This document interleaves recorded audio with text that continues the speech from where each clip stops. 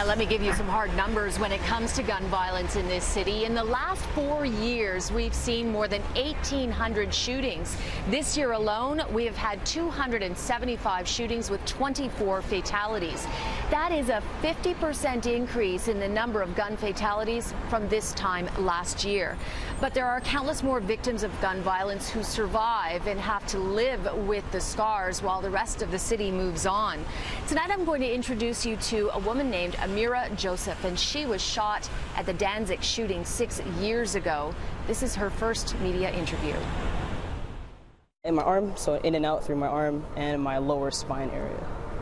Do you have a scar? Yeah, so it's roughly here and to the back here. So basically in and out. And you still have the bullet in your spine? Yeah. What did those 2 bullets do to your life? How have they changed your life? It changed it dramatically. It was one of the worst nights of gun violence ever in Toronto, a shootout in a crowd of 200 people who were at a community barbecue. 2 people were killed and 22 injured. Amira Joseph was there with friends. Ever since she was a young girl, she had wanted to be a police officer and was in school for that career path. Those dreams ended that night because of the bullet that went into her spine that has left permanent damage. So when you hear about the gun violence that we've been having, what goes through your mind? It could happen anytime, anywhere. I usually don't go out unless I feel comfortable, or I go out with a certain group of people that make me feel comfortable. Any Canada Day, long weekend, a firework in general, that just sets your mind off, as you never know what it could be.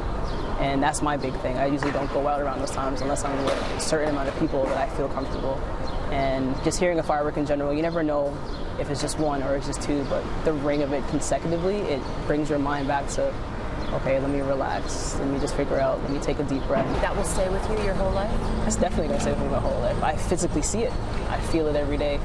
So it's not like the reminder's not going to be there, I'll always be there. Life goes on, but people got to understand that sometimes life goes on, but there's consequences to figure out what you're actually doing. Now we need everyone to come together to understand that it's not just a single individual or a single community. It's the whole city of Toronto right now. That's the way I see it, is like on a rampage, that for things that don't need to be happening at all. And coming up, I'm going to introduce you to a mother who lost her son to gun violence 17 years ago. She now goes to visit inmates in jail, young men who once carried guns themselves. More gun violence in very public places on our streets this weekend here in Toronto. Let me give you some numbers to put this all in perspective. Over the last 4 years, this city has had more than 1,800 shootings. This year alone, we've had 275 shootings with 24 gun fatalities. That is a 50% increase from this time last year. And there are countless more people who will be forever in pain from gun violence. I'd like to introduce you to Audette Shepherd. She is one of those people who will have to live with it for the rest of her life. Her son Justin was shot and killed 17 years ago.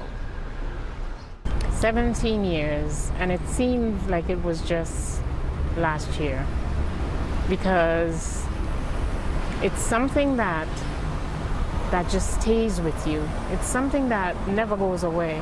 It's not getting any easier for me. And every time, you know, you turn the news on and you hear something else, somebody else got shot, my heart breaks for that woman who has to go through 17 years, through so many years with that pain. Justin Shepherd was an aspiring basketball player who was about to go to the U.S. on a scholarship when he was shot and killed on the Rosedale Valley footbridge. His half-brother was NBA star Jamal McGlure.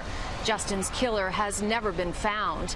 Since he was shot, Audette Shepherd formed UMove, United Mothers Opposing Violence Everywhere. You visit inmates in jail. Yes. What do they say to you about why? They talk about safety, like they have to feel safe, so they carry guns. And they talk about the situations where when they commit an offense and they release from jail, they just release. Nobody hires them. Right. No, you know, nobody, they can't go back to school, so there's no opportunity to try to continue that rehabilitation. They don't have that hope of a good future. They just seem to be hopeless. They seem to be helpless. Someone mentioned to me there was something like called internalized oppression, where they feel they hate themselves and they hate anybody that sort of look like themselves, or who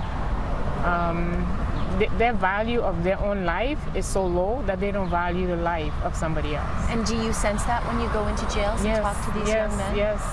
Even the ones who refuse to come out and talk, and sometimes they would just shout through the bar and say, "Miss, don't make no difference. I'm not worth saving."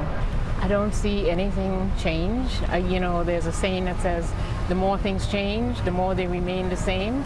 And it's just so heartbreaking, and it's so frightening that after all these years, like, nothing seems to have changed. We need to be able to develop more than one strategy, because so many people have worked previously. I remember the Honorable Roy McMurtry and the previous MPP, Dr. Alvin Curlin. They came up with a roots of violence strategy, and I think it's sitting, collecting dust somewhere. Audat's son Justin would have turned 36 years old this year. She says all the recent shootings in this city show that the village is broken. I have interviewed her many times over the years, and now for the very first time she seems to have lost hope that the village will be fixed.